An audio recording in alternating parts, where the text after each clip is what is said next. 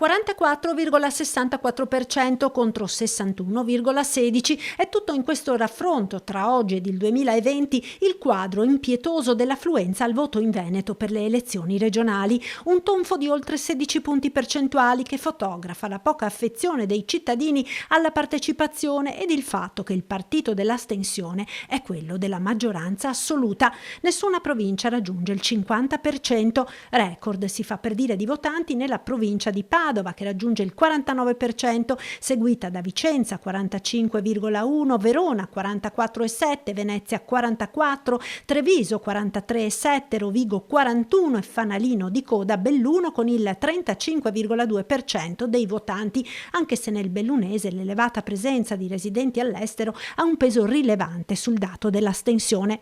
Spulciando i dati dei comuni, il record di votanti si registra ancora nel padovano a Carmignano di Brenta con il 61,7%. Qui era candidato il sindaco Pasqualon dell'UDC. Nella Marca è Preganziol, il comune con maggior affluenza 50,9% ed assieme a Paese 50,4% sono gli unici comuni trevigiani ad avere superato la soglia della metà degli aventi diritto.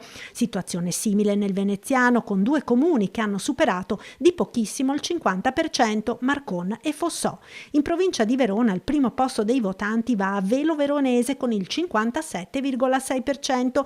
Nel Vicentino il comune dove si è votato di più è Pozzoleone con il 54,7%. In provincia di Rovigo è il piccolo comune di Gaiba a raggiungere il 52%, nel bellunese Zoppè di Cadore il 53,11%.